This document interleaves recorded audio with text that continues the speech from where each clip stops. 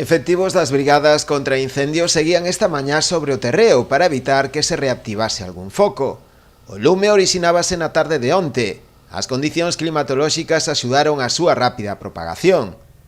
A súa proximidade a varios núcleos de vivendas, como é o caso de Beneso e Queiro, mesmo obrigou a Xunta a decretar a situación 2 de alerta.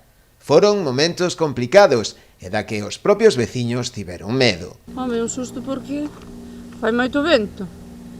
Cerca das casas, claro que temos medo. Principalmente os nenos.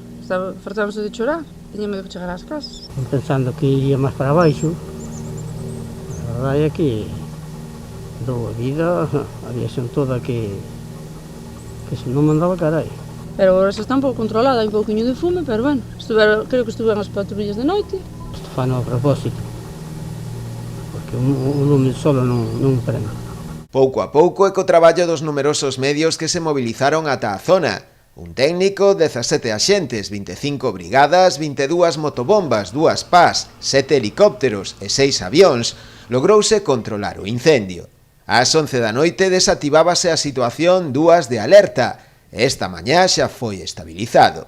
Segundo as últimas estimacións de Medio Rural, o incendio afectou a unha superficie aproximada dunhas 35 hectáreas. Dase a circunstancia de que esta non é a primeira vez que a zona é vítima dos lumes, aínda que xa había varios veráns que non ardía.